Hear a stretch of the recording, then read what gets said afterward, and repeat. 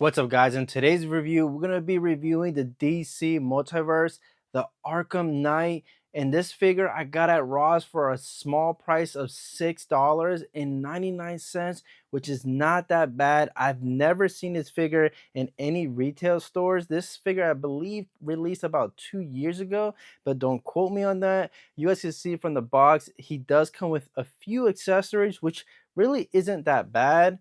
And on the back of the box, you guys do see a decent pose of the Arkham Knight.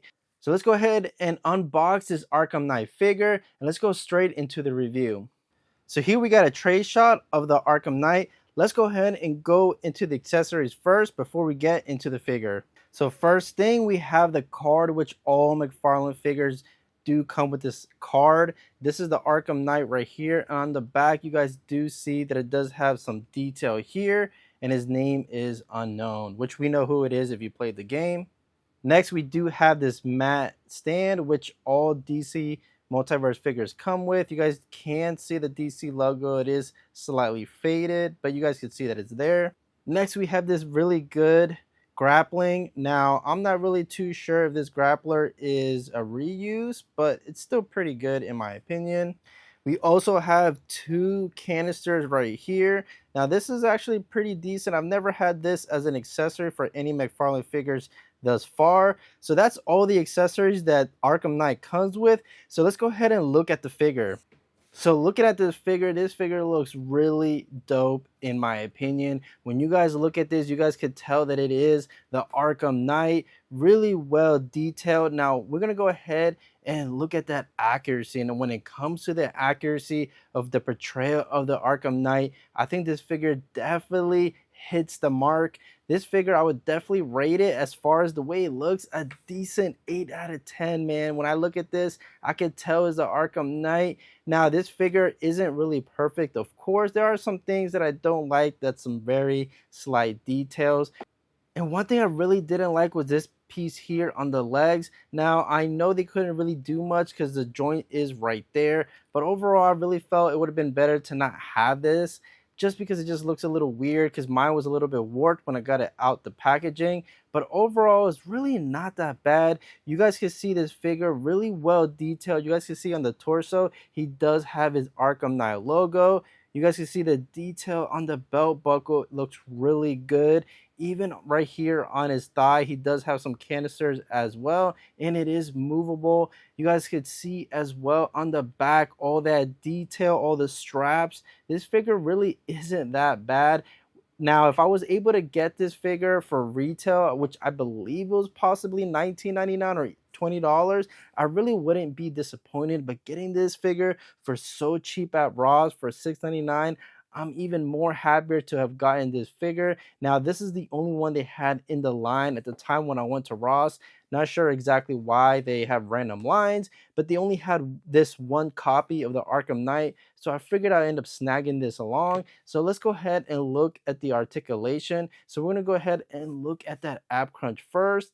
You guys can see that he does go slightly forward and slightly back. Now we're going to go ahead and look at the arm if it can do a 360, which his arm can. Now we're going to go see on the articulation portion, and this is double jointed elbows, which is really good. You kind of always want that in most figures. I mean, McFarlane figures are 22 points of articulation, so that's pretty good. And when it comes to the legs, they are double jointed legs, which is great. I like having that in all my Batman figures.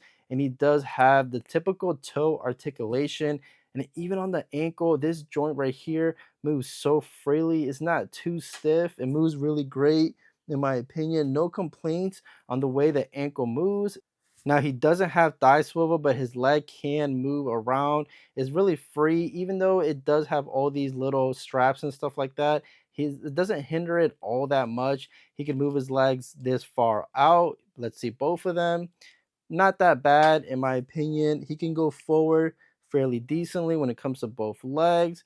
And when it comes to pushing it back, he can go that far back, which I'm not sure if you really even need to move it all that much. And he does have butterfly joints, which is really cool. You guys can see that right there. Now, I know some people take that little piece out, to add a little bit more range, but I don't mind it that much. I don't pose these figures all that crazy. So looking at the head sculpt, look at that head sculpt. That is so cool. Now I'm not sure if they ended up making an unmasked version of the Arkham Knight, but this one isn't that bad when it comes to the mobility. He goes left, he goes right, pretty good. We're gonna go ahead and move him aside. He doesn't really look up that much and he doesn't really look down all that much, but that's not really too much of a big deal.